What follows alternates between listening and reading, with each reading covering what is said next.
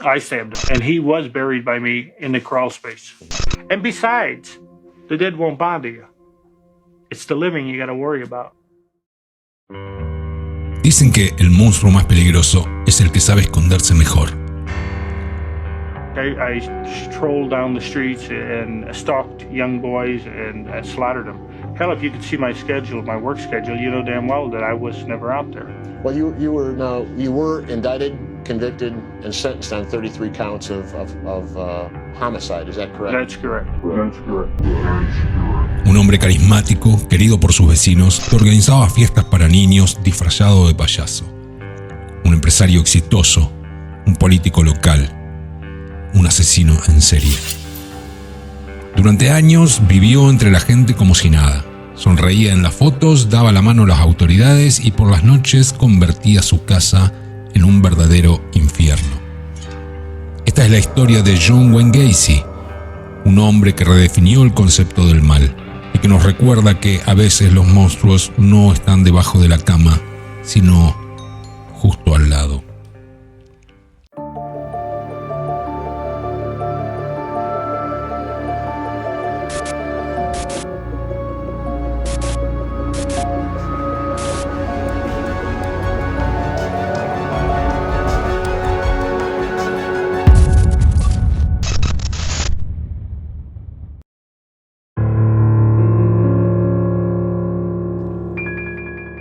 Lo que inicialmente comenzó con la búsqueda de un adolescente llamado Robert Pist se convertiría en uno de los hallazgos más escalofriantes y mejor guardados en la historia de Estados Unidos. Bajo un sótano se encontraba el secreto mejor guardado de un hombre, el protagonista de esa historia tan descabellada. Un sujeto catalogado como un ciudadano ejemplar, buen vecino y hombre de negocios, que en sus tiempos libres ayudaba en obras de caridad, además de ser un político encantador que se divertía disfrazándose de un emblemático personaje llamado Pogo el Payaso. The clowning was relaxation for me. I enjoyed entertaining kids. Like some people are, they unwind in different ways, either we're going out drinking or that. I could put on clown makeup and I was relaxed. And I enjoyed doing it. Aquel hombre que vivió bajo la máscara de la apariencia se hacía llamar John Wayne Gacy. John Gacy nació el 17 de marzo de 1942 en Chicago, Illinois. Era el segundo de 3 hijos y fue el único hijo varón de John Stanley y Marion Gacy. Su padre era un hombre alcohólico y machista que golpeaba e insultaba a sus hijos y a su esposa. Y aunque desde pequeño sufrió el rechazo de su padre, John lo amaba profundamente y trataba de llamar su atención desesperadamente. I didn't hate my dad either. But you did have a hard upbringing with him, did you not? My dad came from the old country, limited education, but he was a good provider and with strong will and strong views. He was also an alcoholic, sorry to say. Was he abusive? Did he strike out at you? When he drank, he was almost like a different person. My dad struck all of his children all the time.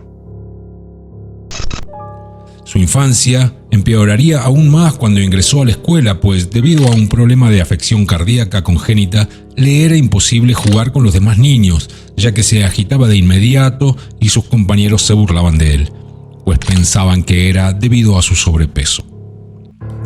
Todo esto le provocó una tremenda inseguridad, pues le era muy difícil relacionarse con jóvenes de su edad, sumado que también su comportamiento era extraño y extravagante.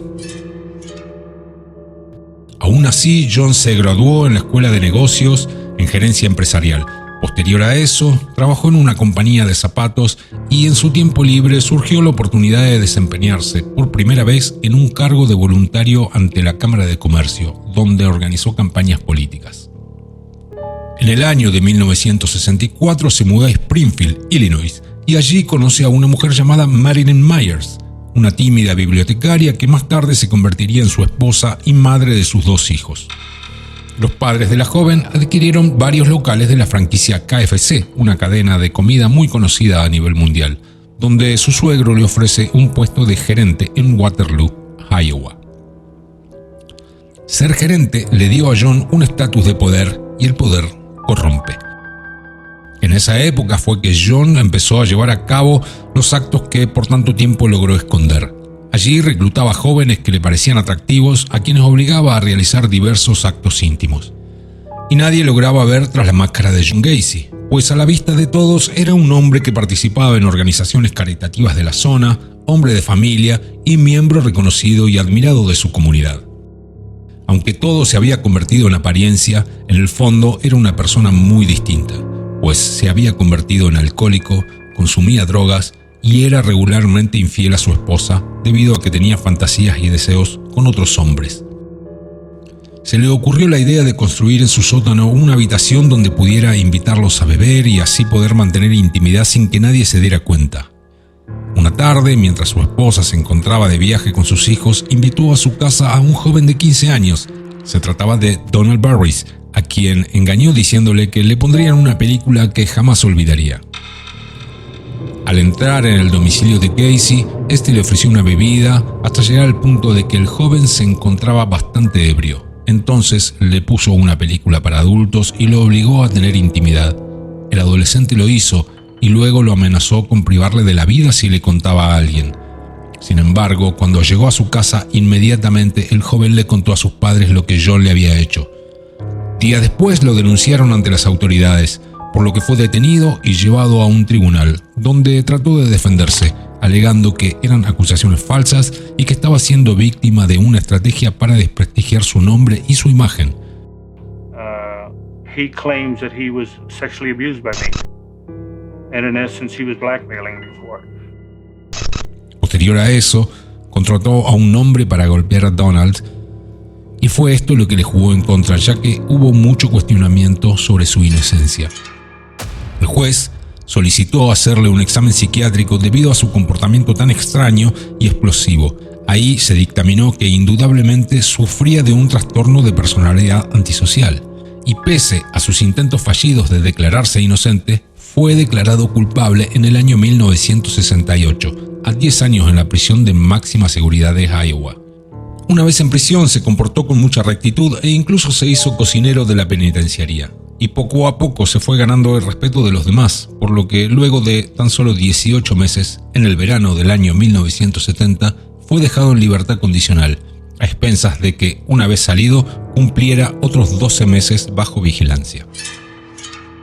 Tras salir de prisión, su mujer le solicita el divorcio, a lo que accede sin ningún problema y toma la decisión de no volver a ver más a sus hijos. Así que prefiere regresar a Chicago, Illinois, su lugar de nacimiento, donde fue acogido por su madre. Pero la historia de John Gacy como asesino apenas tendría su comienzo, debido a que en este estado nadie conocía sus antecedentes penales. Al llegar fue bien recibido por los vecinos, pues muchos veían en él a un hombre ejemplar, una persona muy amable y que en reiteradas ocasiones organizaba reuniones en su casa, cocinaba barbacoa y, por si fuera poco, se disfrazaba de payaso para entretener a los niños y jóvenes del vecindario. Lo que pocos sabían era que detrás de este personaje se escondía una malvada identidad. Debido a su excentricidad, Pogo se volvió famoso en los hospitales infantiles de la ciudad, a los que llegaba sonriente regalando globos de colores y pequeños muñecos de peluche que él mismo compraba con su propio dinero. En el año de 1971 estableció su propio negocio de construcción, el cual nombró PDM Constructors, en la que él mismo se encargaba de entrevistar y reclutar a los empleados, mismos empleados que no rebasaban los 25 años de edad. Y por supuesto, los impulsos de Gacy aún estaban presentes. El 2 de enero de 1972 comenzaría su carrera delictiva. Timothy McCoy, un joven de 16 años, se encontraba en la estación de autobuses. Al ver que el joven de 16 años estaba en la estación, John Gacy lo convenció de que era muy tarde y le ofreció quedarse en su casa. Tim McCoy, even though he's the last one, he's the first one. He's the first one, actually. Right. The first of the 33. Tim McCoy was the first one, and Tim McCoy's name wasn't put on him until 1988. Prior to that, he was known as Unknown Number 9. Al día siguiente, creyó que el joven lo quería atacar, pues tenía un cuchillo en sus manos, pero este únicamente estaba untando mantequilla en un pan. I stabbed him. He was coming at me with a knife. I just took the knife away and twisted it in his hand, and that's what killed him. Al ver cómo ese rojo intenso manchaba su piso, tuvo la mayor experiencia de su vida. A partir de aquí, su perversidad dominó su razón. Ya por el año de 1974, Gacy volvió a atacar. Esta vez, la víctima no se logró identificar, pero él mismo admitió que le privó de la respiración y luego metió su cuerpo en un armario, y días más tarde ensució la alfombra debido a la descomposición del cuerpo. El 31 de julio de 1975, un empleado de Gacy llamado John Buktovich, de 18 años, desapareció. Su auto fue hallado con sus pertenencias al interior y las llaves aún pegadas al volante cerca de la esquina de Sheridan. Al no localizarlo por ningún lado, sus padres reportaron la desaparición y comenzaron a buscarlo. Posterior a eso, John Gacy fue interrogado para saber sobre el paradero del muchacho, pero mencionó que la última vez que lo vio fue cuando él y dos de sus amigos llegaron a su casa para exigirle un pago atrasado. La discusión no pasó a mayores, pues acordaron que él efectuaría el pago. Pero la realidad era otra, pues John Buktovich había caído en las manos del payaso asesino, pues luego de que acudiera a su casa, Gacy lo invitó a pasar para tratar el problema de salarios. Una vez allí, le ofreció una bebida. Horas más tarde, el cuerpo de Buktovich se encontraba en su garage. El 6 de abril de 1976, en la ciudad de Los Ángeles, otro sujeto se esfumó de la nada. Se trataba de Darrell Sampson, de 18 años, quien fue visto por última vez en Chicago y a quien Gacy enterró debajo de su comedor. El 14 de mayo de ese mismo año desaparecieron dos jóvenes más, Randall de 15 años y Samuel de 14, ambos interceptados mientras iban de camino a su casa y atrapados en puntos diferentes. De igual forma, pasaron a ser víctimas de John y los enterró debajo del comedor. Mes tras mes, los jóvenes del estado de Chicago se esfumaban. No había rastro alguno de ellos, pues los cuerpos no eran encontrados. Pero todos ellos tenían algo en común. Habían trabajado para la compañía PDM de John Wayne Gacy. El 30 de diciembre de 1977 privó de la libertad a Robert Donnelly, de 19 años, quien se encontraba en la parada de autobuses de Chicago. Una vez que lo llevó a su casa, lo sometió a castigo, abusó de él y sumergió su cabeza en la bañera hasta el punto de que el joven le suplicara que acabara con su vida. Después de un par de horas, lo liberó y le dijo que aunque acudiera a la policía, ésta no le creería. Aún así, el joven acudió a denunciarlo. El 6 de enero de 1978 acudieron a interrogarlo. Por supuesto, él negó todas las acusaciones. Increíblemente, la policía le creyó y lo dejaron libre. Llegó el punto en que se sintió completamente invisible para las autoridades, pues su faceta de buen ciudadano le había ayudado para crear una de las historias más increíbles jamás vistas en los Estados Unidos.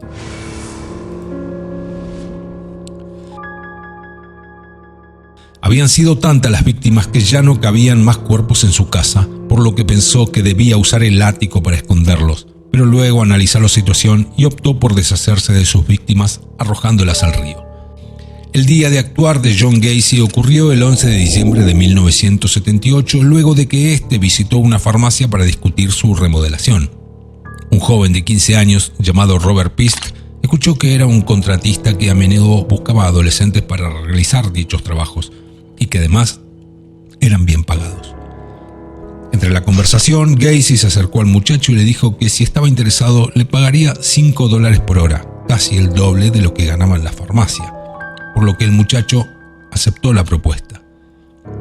Por otro lado, la madre de Robert esperaba a su hijo fuera en el estacionamiento, ya que terminado su turno irían a festejar su cumpleaños. Al salir, le pidió a su madre que lo esperara un momento, ya que un contratista quería hablar con él sobre un trabajo. Salió a las 9 de la noche y Gacy lo llevó a su casa. Nunca regresó. Cuando el joven no llegó a su casa, su madre decidida reportó la desaparición. Ahí le informó a la policía que no supo más de su hijo luego de que éste se fuera con un contratista que había acudido a la farmacia.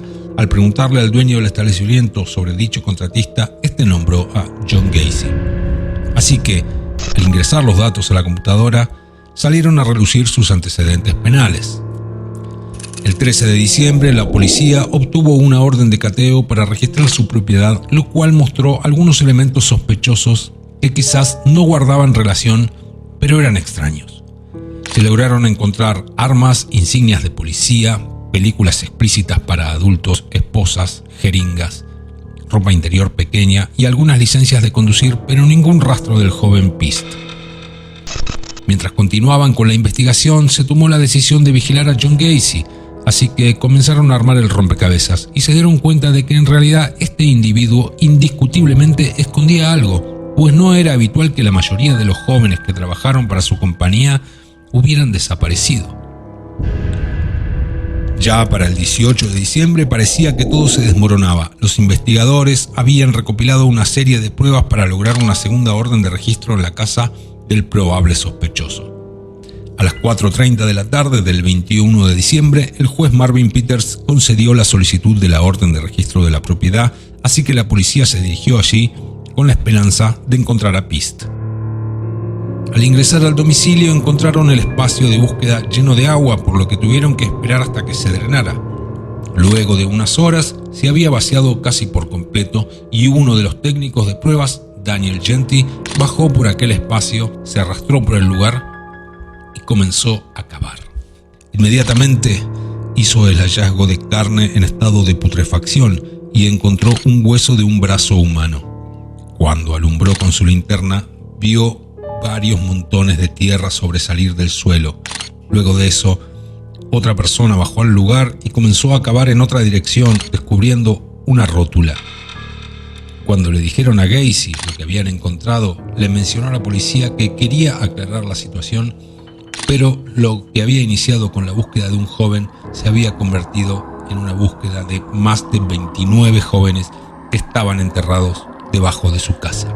To my understanding, there was a total of 29 bodies, or 28 bodies, were found on the property. 27 of them under the house. And the rest?